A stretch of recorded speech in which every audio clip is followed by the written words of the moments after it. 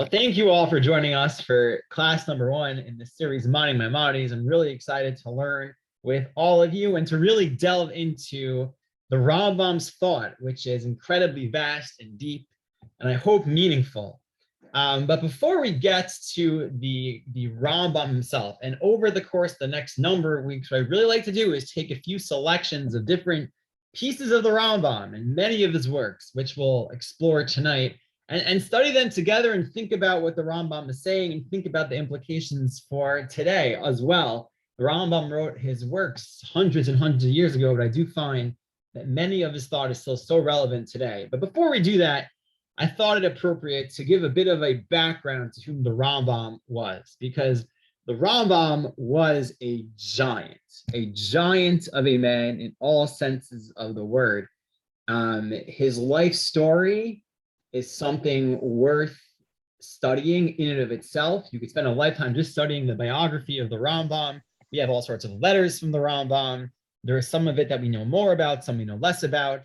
And the work that historians do to piece together his life from his letters and his introductions to different works to study in and of itself, but also to appreciate where the Rambam is coming from, because the Rambam is going to say some pretty controversial things. But it's important to appreciate whom he was and what sort of inspired him to say that. So what I'd like to do today is hopefully get a bit of an introduction to who the Rambam was, his work, what he wrote, what was unique about what he wrote, and hopefully then we'll get to begin studying one piece today from his introduction to the commentary on the Mishnah. So at this point, I'm going to share my PowerPoint presentation. Hopefully you'll all be able to see that. Just waiting for my Zoom to load the application. And actually, before I get to the crux of our presentation today, I do want to note that today's shiur is being sponsored by Verona Rosen in commemoration of the yahrzeit of her daughter, Elise Rosen Odenheimer, Zechronah Livracha. So may the neshama have an aliyah. Amen. Okay, hopefully you can all see my PowerPoint slide. This is the slide. I'm hoping it's going to be a very wonderful series. So who was the Rambam? A really incredible character. I got a lot of my information today. I'd like to give credit to Professor Halbertal from Eretz Yisrael and his book, Maimonides, Life and Thought. It's a wonderful book on the Rambam. It's quite intense. It's not a light read whatsoever, but if you are up for a lot of information on the Rambam, please do take a look at it. So here we have a letter about the Rambam. And this gives you a hint to the Rambam stature. We don't have anyone like the Rambam nowadays, just even in terms of the way that he was thought of by his peers. This is a letter from Rabbi Aaron ben Meshulam, who was a follower of the Rambam, defending the Rambam to one of the people, the rabbis who were opposed to his works, known as the Rama, Rameir Abalafi of Toledo. And here's how he describes the Rambam. Indeed, his God sent him, meaning Maimonides, to restore his people, for he saw that the sage's capacity had fallen short, and the lot of the children of Israel was becoming more and more dismal. And so he raised his arm and extended his mighty rod over the sea of the Talmud, so that the children of Israel might enter the sea on dry land. And from the sea of foolishness, he drew his people, instilling his Torah. When you hear that language, that he raised his arm and has extended his mighty rod over the sea, what imagery does that remind you of? Moshe Rabbeinu. Moshe Rabbeinu doing what? Thank you, Avraham. Splitting the sea. Splitting the sea, right? And what term does raising his arm remind you of also? God's outstretched arm, right? Outstretched arm at the plagues. Yeah. So here, what's happening here? Rabbi Aaron ben Meshulam is taking imagery from Kriyat Yamsuf and from Yetziat Mitzrayim, and using that imagery to describe God sending the Ramba to part the sea of the Talmud, right? The Gemara, to split the sea, as it were, and enable the children of Israel to cross it on dry land, meaning it's almost as if the Talmud was this closed book that the Rambam enabled us to decipher. But that imagery of comparing him literally to Moses is quite instructive. And it's not just a play on words, because of course the Rambam's name was Moses, Moshe ben Maimon. But that's really the way that the people of his time viewed him, as a sort of savior in a way. That's the impact that the Rambam had in his lifetime. So this was no ordinary person. How does we get to that point? So what I'd like to do is give you a brief history of whom the Rambam was and where he came from, because I think it's important in terms of understanding his thought. The Rambam was born in Andalusia, which is a part of southern Spain, in about 1138, right? So all the way in the south of Spain, on close to the border of Morocco. And where the Rambam was born was a place in which Torah study and wisdom flourished.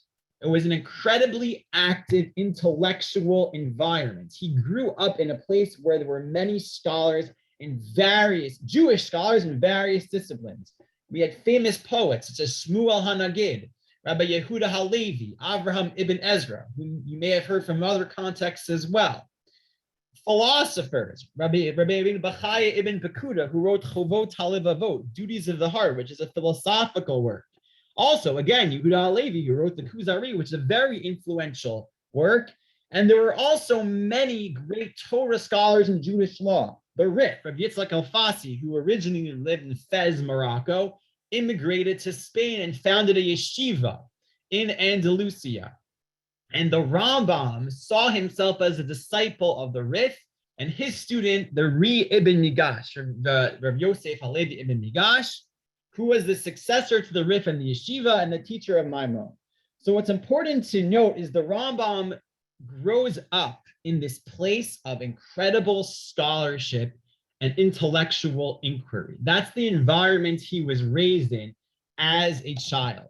And the Rambam has a lot of fond memories of his childhood there. He writes about this throughout his life. The Rambam traveled to many different places, as we'll see. He did not get to spend his whole life in Andalusia, but he always has a certain fondness for the way he grew up. He had deep roots in Andalusia, and that's where he got his education. At a young age, he received his halachic education there. It's worth noting that although his father himself was a great Torah scholar, Maimon, he was a dayan, a judge. Nevertheless, the Rambam saw himself as a disciple of the Rif and the Ri Migash, who he never really met. These were big rabbis who mostly passed away before he was born, and yet he saw themselves as his disciple, because that was the type of person he was. His reach spanned beyond his own lifestyle. And he wrote a treatise on logic at 16 years old. That was his first book on Aristotelian logic. He had a great fondness for Aristotle, Aristotelian philosophy. This was the type of scholar that the Rambam was. As we'll see, he was very familiar with Muslim philosophy, and specifically, he was an admirer of Aristotle through the lens of his Muslim interpreters, primarily Al-Farabi, who was one of the prominent interpreters of Aristotle at the time. And to give you a hint about how much admiration the Rambam had for Aristotle, the Greek philosopher who lived centuries earlier, I brought you here a letter that he wrote to Samuel ibn Tibbon. Ibn Tibbon was primarily responsible for translating many of the Rambam's books from Arabic to Hebrew. The Rambam wrote mostly in Arabic. That was the language of the time. And this is a letter he writes to Samuel ibn Tibbon about what sort of works one should study. And again, it's very enlightening. Look what the Rambam says here. Generally, I would advise you to study only the works of logic composed by the scholar Abu Nasir al-Farabi. For everything he has written, especially the principle of existing things, is like fine flour. Okay, I want to go to the bold here for a second because we don't have too much time. He says, for Aristotle reached the highest level of knowledge to which man can ascend, with the exception of one who experiences the emanation of the divine spirits, who can attain the degree of prophecy above which there is no higher stage. quite lofty praise for Aristotle that the Rambam expresses here. The highest level of knowledge to which man can ascend, with the exception of one who experiences Ruach HaKodesh. Do you see what the Rambam did here? Where he extols Aristotle to a great extent, but he leaves some room to suggest that Aristotle couldn't reach the highest level of knowledge. What's the Rambam doing when he says that? Why does the Rambam feel the need to add that he didn't reach the highest level of knowledge? Thinking for a second here, why the Rambam would sort of make sure to not describe Aristotle as the highest of knowledge. Why would he say that? Any thoughts? Beyond the fact that he thought it was true. But think about what he's saying here. Why would the Rambam say that Aristotle didn't reach the highest level? Yeah, because the highest level would be Hashem himself. Okay, or a level below that would be someone like Moshe Rabbeinu. Like Moshe Rabbeinu, yeah. The point is that Aristotle wasn't Jewish, right? And he didn't believe in the Torah, and he didn't receive divine revelation. So you already seen the Rambam's thinking an incredible admiration for human wisdom in and of itself, an advanced and developed intellect apart from the Torah. But he also adds, that being said, he didn't quite reach the highest level of knowledge because he didn't reach Ruach HaKodesh. Be that as it may, you see the level of respect the Rambam had for Aristotelian philosophy, which we'll explore throughout our series. Rabbi? Yes, Charlie. If you can just back up for a minute, how did the Rambam know about Aristotle? Because they were a continent apart, right? Right. So the Rambam, I'm just going to answer briefly. How does this information get transported from Greece all the way to Spain? Well, where the Rambam lived, how it gets from Greece to Spain is an interesting question, but the Rambam lived in Spain, in which there was a lot of Islamic scholarship at the time, right? This is, the beginning during the golden era of Spain, which ranged a bunch of centuries. So Spain was a place where scholarship flourished, and it was the Islamic philosophers who gave the Rambam access to Aristotle. He didn't understand Greek. So he's reading Aristotle as presented through these philosophers, and you see some of them listed here. Al-Farabi is one of them. Again, I'm not going to say I'm the greatest expert in Aristotle or Islamic philosophy, but that was the environment he lived in. He lived in an Islamic kingdom, and the philosophers around him had studied Aristotle at the time. So that's how he got access to it. Okay? Well, it's probably you make it sound very simple. I mean, in what sense? I don't think it's simple. I'm sure it was difficult. No. In what sense? I mean,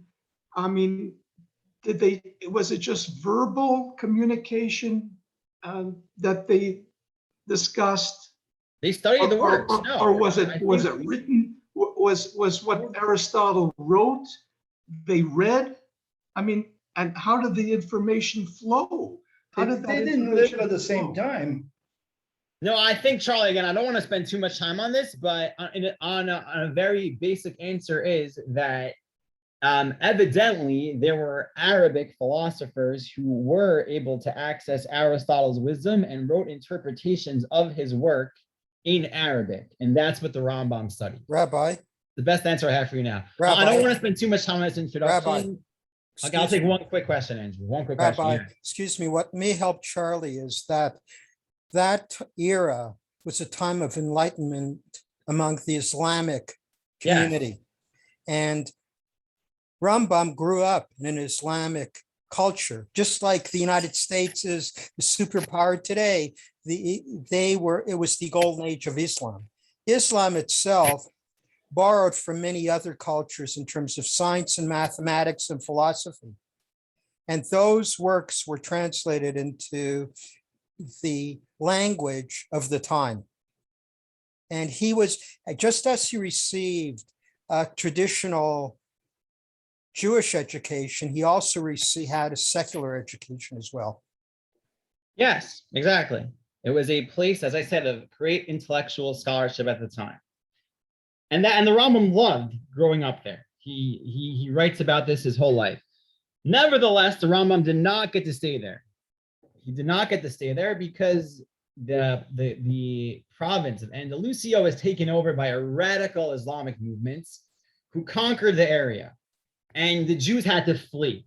They fled to different places. Many of them fled to Provence. Provence is southern France. They fled northward to southern France, including the Ibn Tibban family. However, the Rambam did not go there. He actually went to Morocco, which didn't end up working out for him, as we'll see, but that's where he left. But he always had great reverence for his upbringing in Spain. So the Rambam's family flees. He travels to Fez, Morocco, where they experience even worse persecution. And it's so bad, many Jews there in what's called the Maghrib are faced with the option of either death or conversion to Islam. And actually, it's at this point in history where the Rambam writes a famous letter known as Igeret Hashmad, the letter of persecution, where the Rambam addresses a community which was faced with this choice, where many people decided to actually convert to Islam and keep Judaism in secrecy. And they asked the Rambam for a perspective on how they should view their own lives. But that's what the Rambam had to deal with. Amazingly, it's at this point, as he's fleeing from Spain through Morocco, that the Rambam completes his first major work. And that's the commentary on the Mishnah. The commentary on the Mishnah, the Pirush HaMishnayot, which is, as we'll see in greater detail throughout our series, a very important elucidation of the most primary text of the oral tradition. And the Rambam, at the end of his treatise here, after he finishes all of his commentary on the Mishnah, it's quite a treatise. This is not a simple commentary. The Mishnah is very, very long and extensive, and many of it was not studied regularly because many of it doesn't have practical halachic import nowadays. After finishing the commentary on the Mishnah, here's what the Rambam writes. He says, "We have completed this treatise as we intended it, and I beseech him," meaning God, may be exalted, "and plead before him that he save me from error. But anyone who finds reason to raise a question or believes he has an interpretation of any of the halachot that is better than mine should so note and judge me favorably." Meaning, if I made a mistake, judge me favorably. For what I have taken upon myself to do is no small matter, easily discharged by one possessed of righteousness and a good sense of discernment. Meaning, this wasn't easy, first of all. So don't judge me too harshly, number one. Two, that is especially so because my heart is often burdened by the troubles of the time and what God has decreed for us with regard to exile and wandering the world from one end to the other. And perhaps we have already received the associated reward for exile atones for sin. Meaning I've been wandering, I've been running. So give me a break as I write this commentary on the Mishnah. I don't always have the presence of mind to concentrate the way I would like to. And he says, he may be exalted, knows I wrote my interpretation of some halachot while I was journeying on the road, and I listed some of them while I was aboard a ship on the Mediterranean Sea. So this is a person who wrote an incredible commentary on the Mishnah in his 20s as he's fleeing from persecution. Those are the conditions the Rambam wrote this under. And to give you a sense of what the people of Morocco were going through, I brought you a letter also brought by Professor Halbertal in his book from a Shlomo ben Yehuda Cohen, who writes as follows: "You will want to know news of the Maghrib," which again is a region in Morocco, "which will cause the ears of all who hear it to burn. After that, he," and this is Abel al-Mumin, who was the leader at the time, who was really persecuting the Jewish people, "conquered Tlemcen and called all those within it, except for those who transgressed," meaning those who converted. "After he entered the city, he gathered all of the Jews and offered them the option of transgressing," meaning converting to Islam. "And after 7 months of enticing them, during all of which time they fasted and prayed, one of his officers came and demanded they transgress. They declined, and 150 Jews were slaughtered for the unity of God's name." So this is what's going on in Morocco while the Rambam's family lived there briefly, and ultimately, again, they flee. So after the Rambam is born in Spain, he flees to Morocco for a very brief period of time. He actually went to Eretz Israel. We're not sure exactly what happened while the Rambam was in Eretz Israel. It doesn't seem like his family was able to make it. I guess just like nowadays, it's hard to earn a good living in Israel. And he does not stay in Israel. Rather, he ultimately settles in Egypt. When the Rambam arrives in Egypt, he's already an incredible Torah personality and scholar and world-renowned for the Pirush Mishnayot. In fact, in 1171, which is still a pretty young age for the Rambam, about 33 or so, he's appointed Reis al Yehud. I don't know if I pronounced that correctly. You'll give me the benefit of the doubt on this one, which means the official head of the Jewish community in Egypt.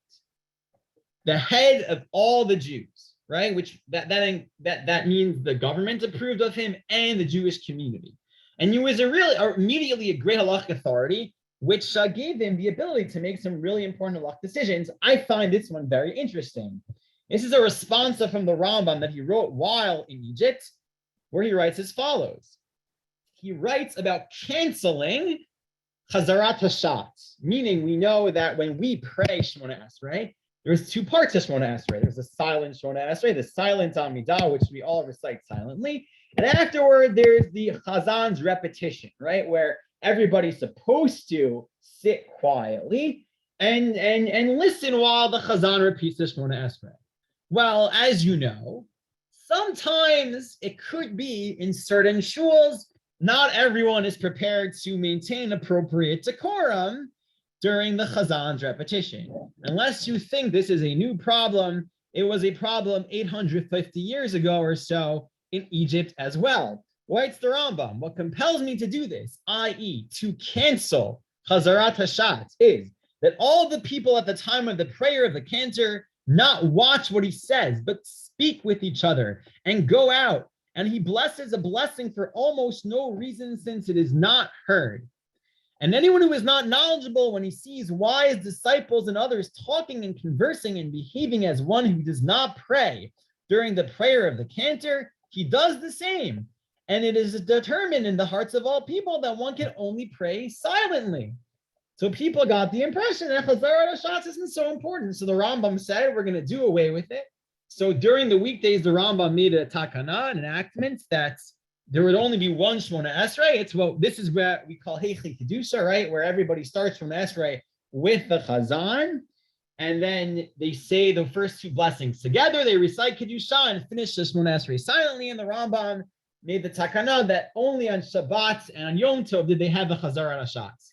That takes broad authority, and the Rambam had that authority.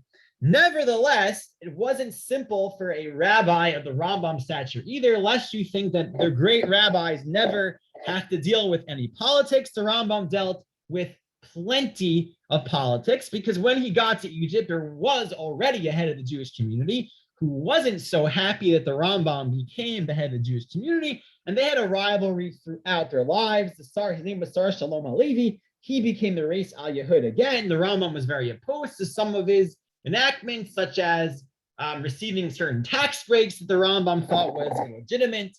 So the Rambam also dealt with plenty of politics in Egypt. Also, this was a more settled time for the Rambam's life. During his first 10 years in Egypt, the Rambam enjoyed immense productivity, and this is when he writes Mishneh Torah. Mishneh Torah is, of course, the Rambam's comprehensive work on halacha and Jewish life generally. We'll get to exactly some of the context of it in a bit, but it's really an encyclopedic work. And the Rambam, during his first 10 years in Egypt, was essentially able to dedicate all of his time to studying Torah and writing because he wasn't faced with so much responsibility. He didn't have to earn a living. That was because of his brother. His brother, who the Rambam had incredible affection for, dedicated his time to the family business. He would travel, and he was a merchant, and he would sell and make profits, and he would support the Rambam. After 10 years in Egypt, the Rambam's brother died in a boat. His boat sunk in the Indian Ocean, and the Rambam is devastated after his brother dies. And here's just sort of one expression of this. Here's what the Rambam writes in another letter. He says, close to 8 years have now elapsed, and I still mourn for him, for there can be no consolation. What can possibly comfort me? He grew up on my knees. He was my brother and my pupil. He went abroad to trade that I might remain at home and continue my studies. He was well versed in Talmud and Bible and an accomplished grammarian. My greatest joy was to see him. Now every joy has been dimmed. He has departed to his eternal life and left me confounded in a strange land. Whenever I came across his handwriting in one of his books, my heart turns within me and my grief reawakens, meaning even seeing my brother's handwriting fills me with grief and sadness. Because this was, the Rambam had incredible respect for his brother, who really supported him and enabled him to do what he wanted, which was to write and to study. But the Rambam lost that opportunity, and this is where you may have heard as the Rambam, the physician, right? The Rambam, the doctor. Now, the Rambam didn't practice medicine until later in his life, although he likely got whatever medical training he received when he grew up in Andalusia. But it was at this point, after the Rambam's brother passed away, that the Rambam became a palace physician. The reason that the Rambam had to do that was because the Rambam refused to take funds for his rabbinic posts. He believed that taking funds for any sort of Torah position of leadership was inappropriate, was against halacha, relates to a permission of Avo, which says that a person who benefits from divrei Torah is guilty of an egregious sin. So the Rambam would not take any money for being a rabbi. This is obviously a very relevant topic for all those of us here by Diamonds on the Zoom call who do receive money for Torah positions. The Rambam was not a fan. And so the Rambam supported himself by becoming a physician. And here's what the Rambam writes about sort of how difficult it was for him. This is a letter where the Rambam describes his life as a physician, the royal physician in the king's palace. He says, I'll tell you that I have become known as a physician among the mighty, such as the chief judge, the emirs, and the house of Al-Fadil, and the other princes of the land, those who lack nothing. But as for the masses, I am beyond their reach, and they have no way to approach me. And this caused me to spend the entire day in Cairo, tending to the sick. And when I get back to Fustat, all I can do for the rest of the day and into the night is to examine the medical texts I need to consult. As a result, I do not have a moment to study the Torah except on the Sabbath. And as for the other sciences, I do not have a moment to study any of them, and this harms me greatly. So the Rambam also, by being a wonderful Jewish boy, knows how to kvetch as well a little bit, right? The Rambam here is essentially complaining about his busy schedule, and he has no time for himself to study. The Rambam has another letter where he writes how even when he gets there, there's already people lined up to ask him questions. He barely has a moment to eat or to sleep. This was the Rambam's life in Egypt toward the end of his life. And during this period where the Rambam wrote his philosophical work, Moreh HaNevuchim, the guide for the perplexed. So that's a brief sketch of the Rambam's life. There's obviously a lot more to say, but I want to focus on is three things. Number one, I think you see the incredible stature the Rambam had. But even at a young age, he gets to Egypt, he is the authority. People are sending him letters and asking him questions for the most important and perplexing problems of the era.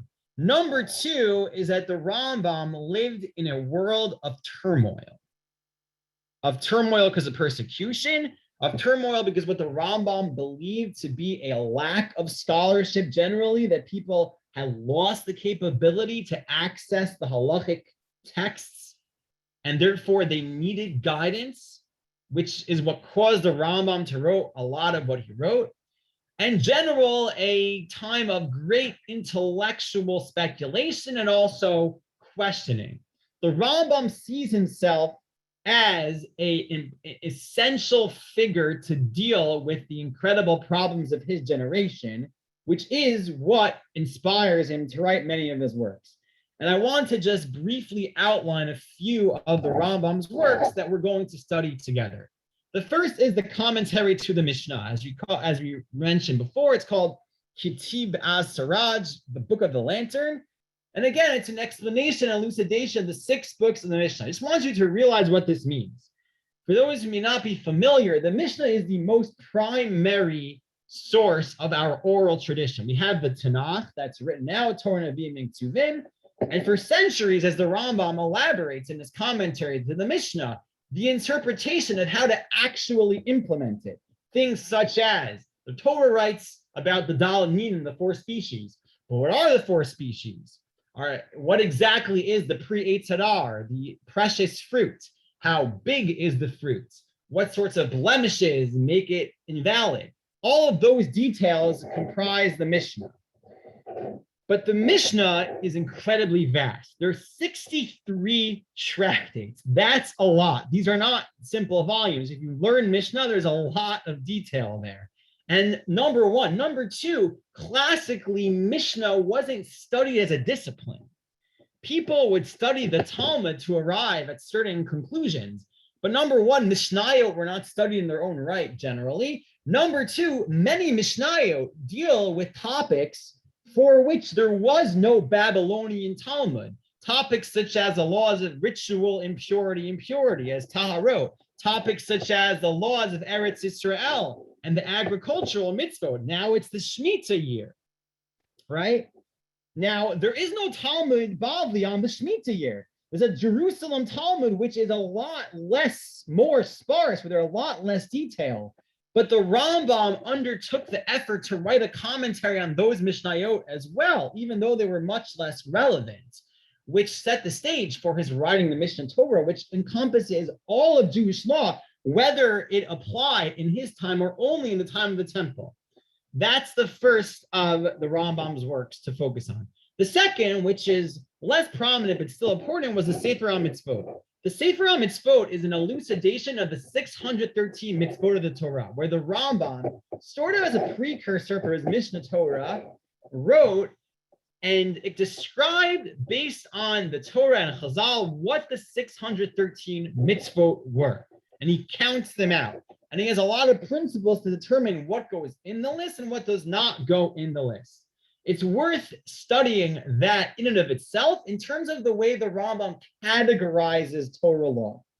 Meaning, if you look in the Torah and the Talmud, it's not very organized. As you know, if you study Talmud, it is, back and forth, a question, an answer, a comment, and it's not very systematic. But what the Rambam did was he took the 613 mitzvot and organized them into categories, so that you can get the basic categories and not just jump into the nitty-gritty details.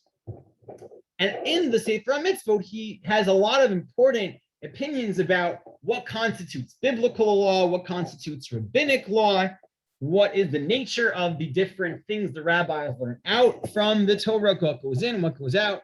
So that's his second work. The third work, which is maybe his most famous, is Mishnah Torah. And I write here a comprehensive guide to Jewish law and Jewish life, because as we'll see, the Rambam has different categories, and I think we hear it nowadays. Meaning, if you open a law book, you expect to see laws in it, right? So if you open a book about the laws of damages, you would expect to see things like what happens when you damage someone, who's liable, how much do you pay, etc. The Rambam didn't just write a law book, as we'll see. The Rambam's Mishnah Torah not only encompasses all of Jewish law, all of it, whether relevant or not, whether there was material on it or not, but it encompasses philosophy, a Jewish way of thinking. As we'll see, the entire first book is almost entirely philosophical. It does not begin with what you can do and what you cannot do. The Rambam here is setting up a guidebook for life in general. And then finally, he writes the Guide for the Perplexed, which best describe as a treatise which guides the reader through the esoteric parts of the Bible.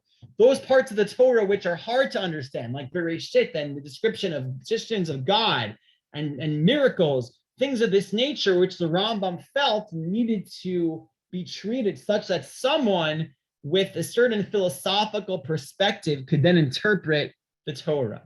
So that's sort of a basic outline of the Rambam's Sfarim. And to end this introduction, I want to highlight the following for you, which is that the Rambam was incredibly controversial. Incredibly. We don't see this as much nowadays. The Rambam has sort of become a pretty standard work in the yeshivot, where they study Talmud and Gemara. Everybody learns the Rambam, everybody. But the Rambam in his own time was incredibly controversial. And I want to point out how he was controversial. What was so controversial about what he did? The first point is that he had very ambitious and even presumptuous goals. The notion that you could write what the Rambam wrote in and of itself is controversial. Remember, as Rabbi Diamond has described recently in a few of his talks between Mincha and Maariv, tradition was oral. It was meant to be handed down from teacher to student. Even when the Mishnah and Talmud were written down, they're written down in a mode of discussion, of argument, of a back and forth. It's supposed to be a conversation.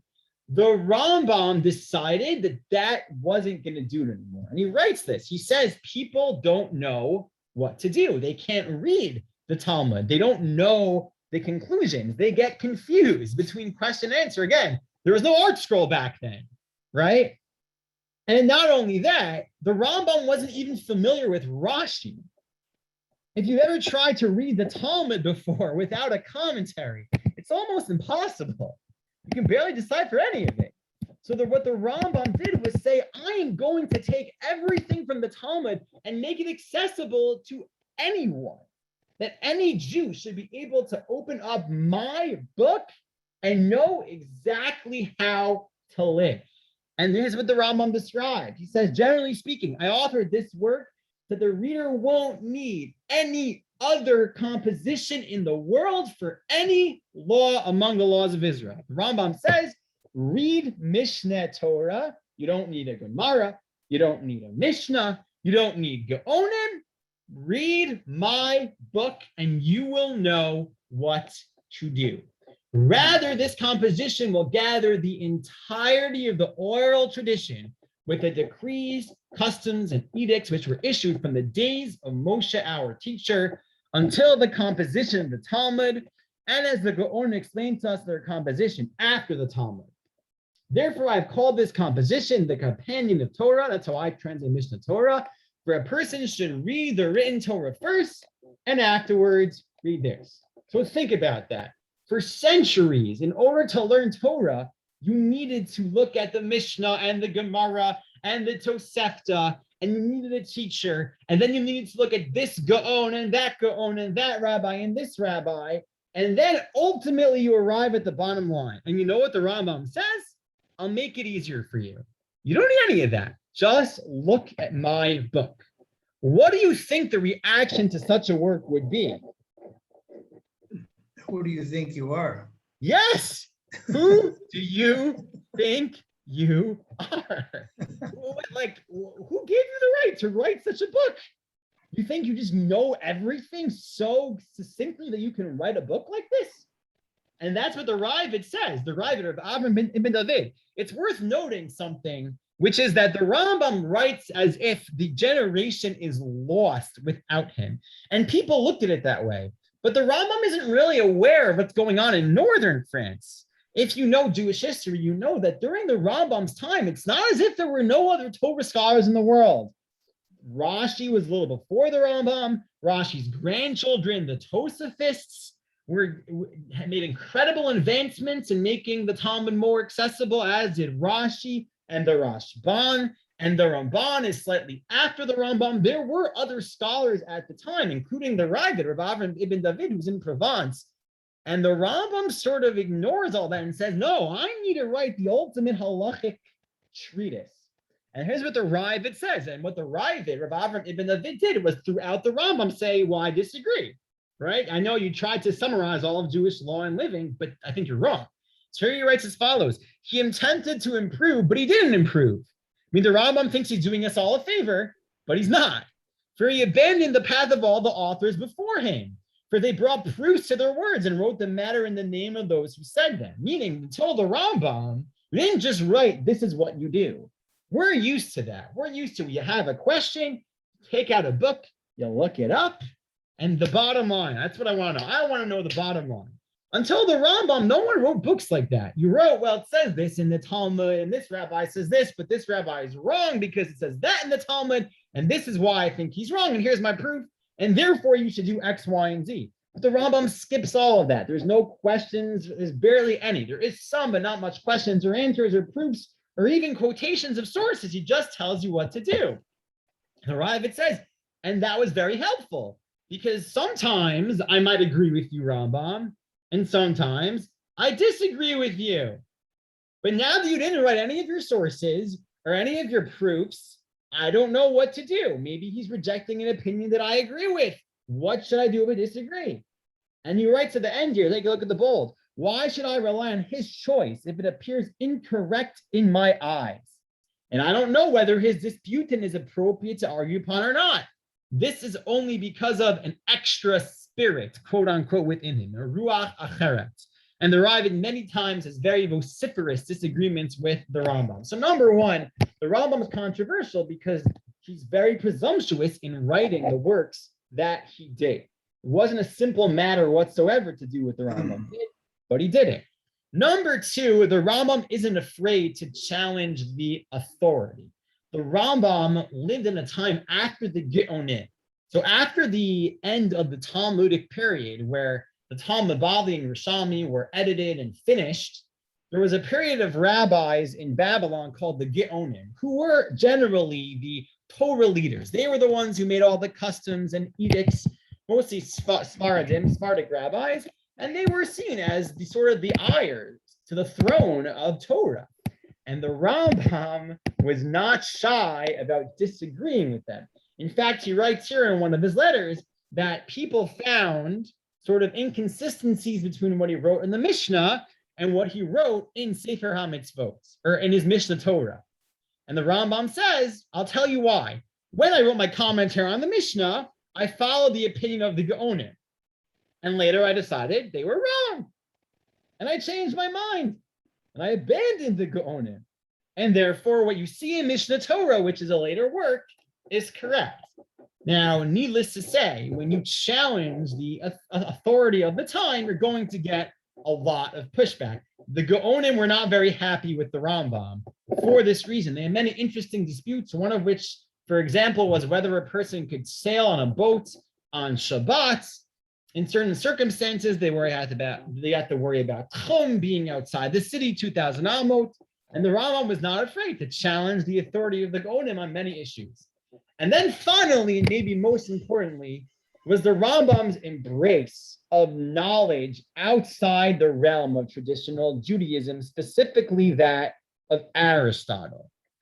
And the Rambam's belief was seek wisdom wherever you may find it. Seek truth wherever you may find it.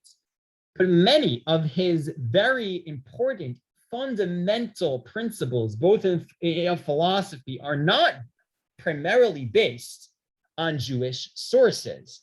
And this certainly, both in his lifetime and afterward, if you know about the Maimonidean controversy, I mean, the Rambam's books were burned, earned him a lot of disagreement from his peers and those after him.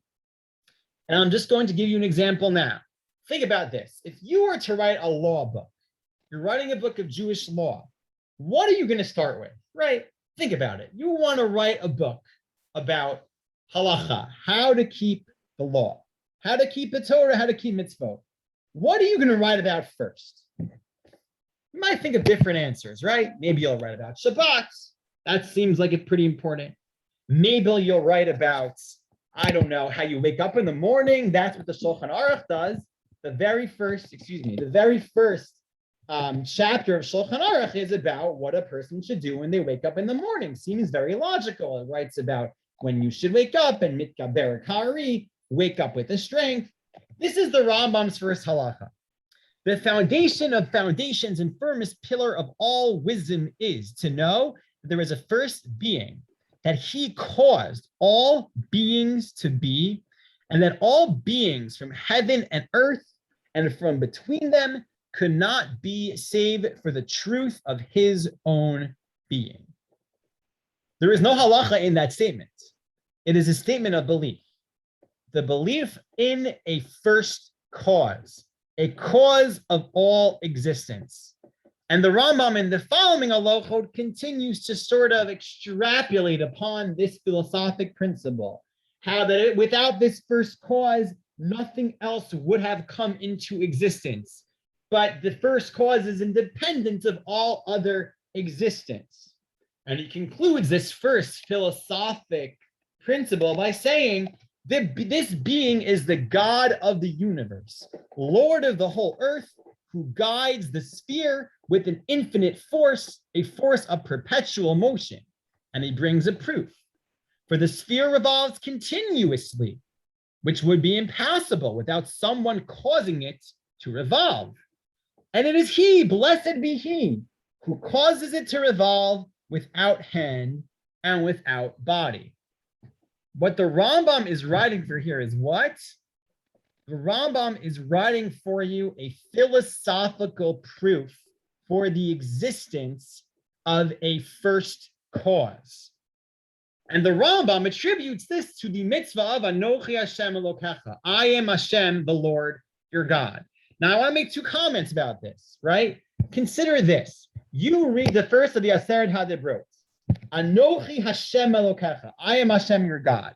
What does that demand of you? Simply.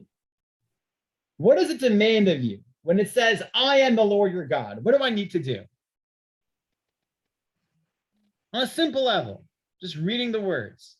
I am the Lord Hashem, your God. Sorry? You have to believe. Believe it, right?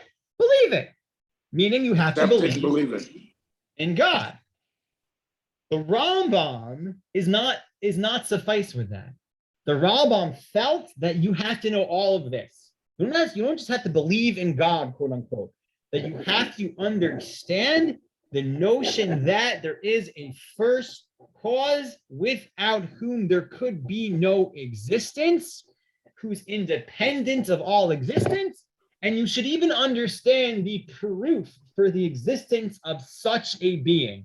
The proof being that the world and the universe continues to revolve continuously. We see that the world continues to function. Nothing could continuously function without some sort of cause causing it to function. And this proves there is a first cause, and that is what we call God. In fact, it's very similar to the writing of St. Thomas Aquinas, another very important philosopher who lived a little bit after the Rambam.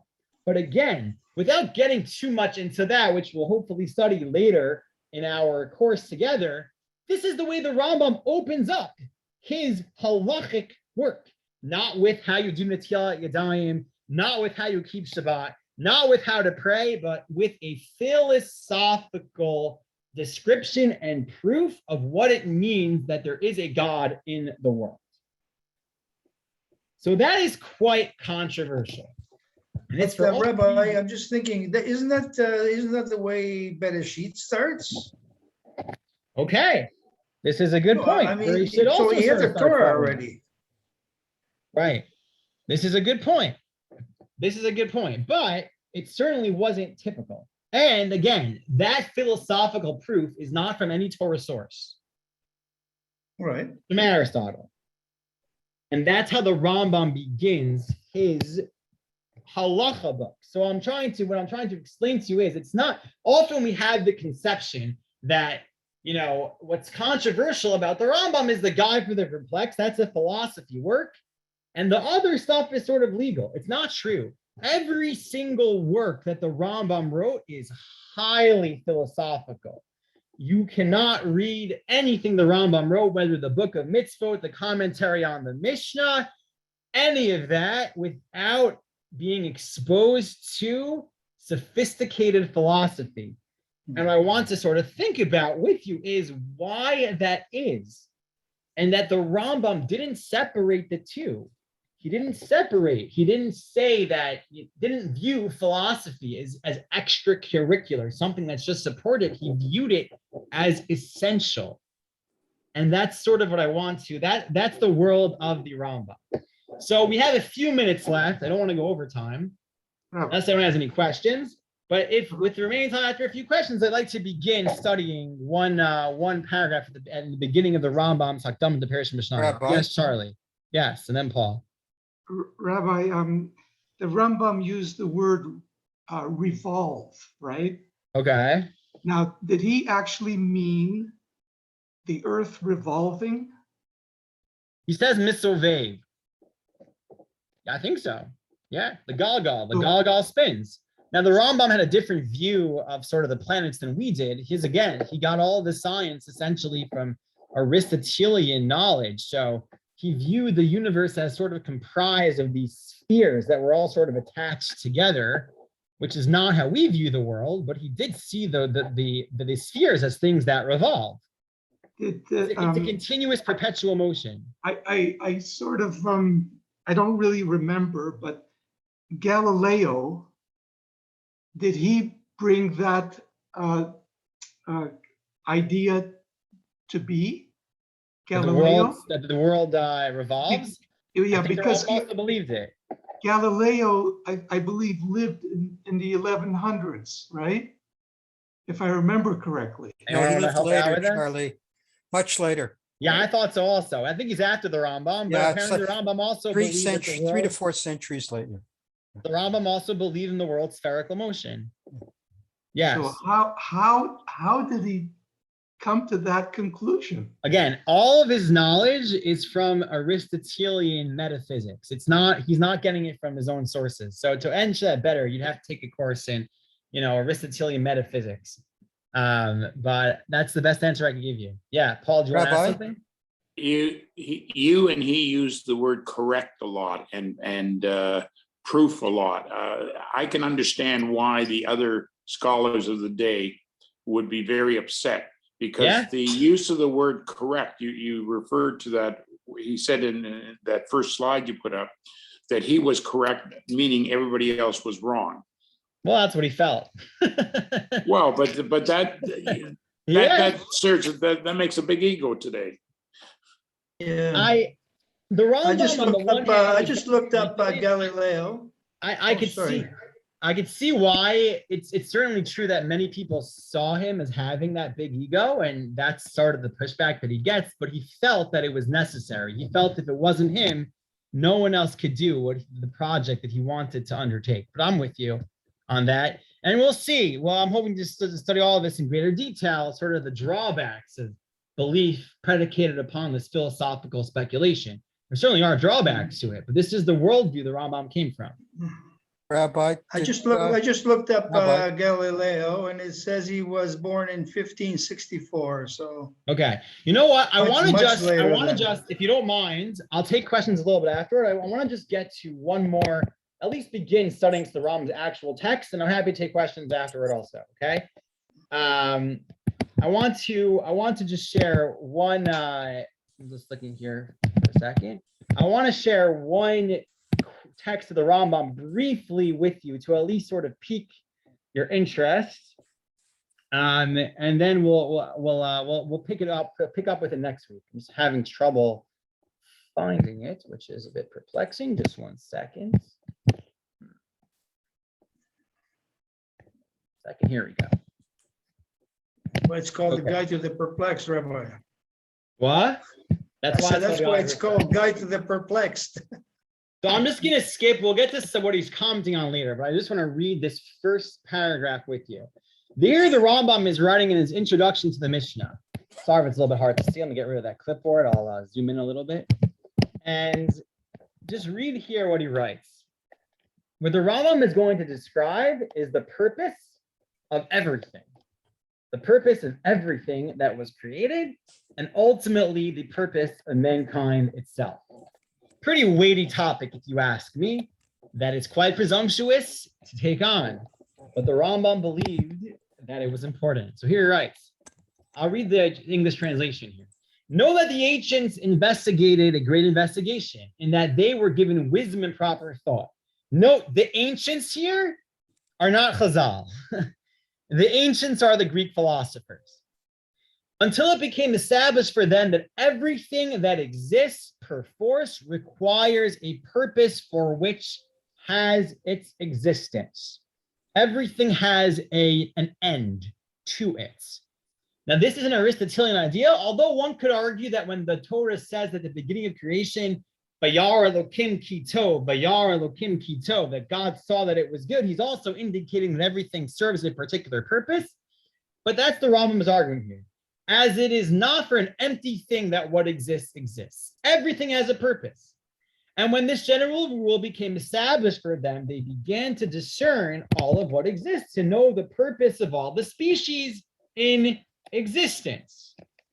And they saw that anything that exists which is crafted, by which I mean to say, it was made for a craft, its purpose is known. And there is no need to investigate about that thing, since the craftsman would not do the work unless his purpose was sketched in his heart. And the examples of this is, like it is said, the blacksmith only makes a saw after he has thought in his heart how he can separate the wood's bonds, until the form of the saw became revealed to his heart, and he begins to make it in order to cut with it. The blacksmith doesn't make the saw until he knows what he's going to do with it.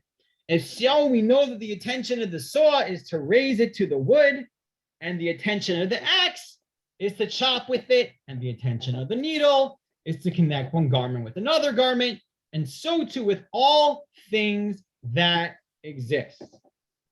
I just want to skip for a second here. We'll get back to the rest of this later.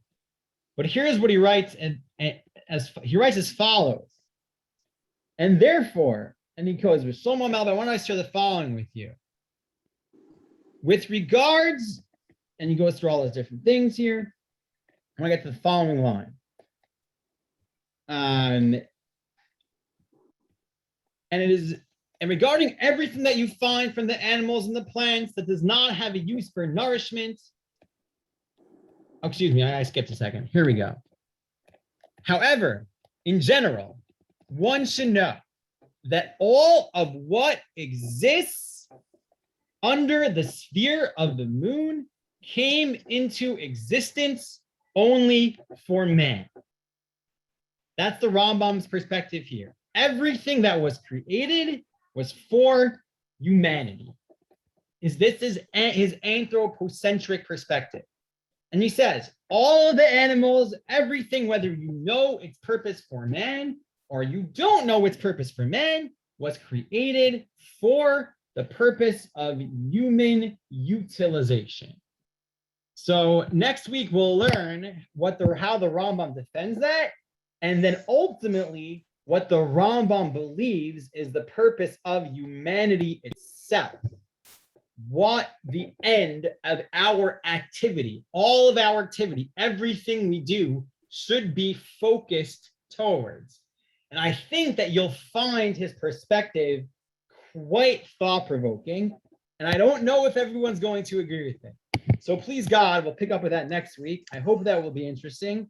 Thank you all for your time. Please always, I'm happy to stay for questions. And please, God, I'm looking forward to a time and a season of wonderful learning with all of you. I hope it'll be quite thought-provoking and inspiring, and hopefully will bring us closer to a greater appreciation of God, which is ultimately Rambam's ultimate purpose in writing what he did. Thank you very much, everyone. I'm happy to stay for a few questions. So interesting.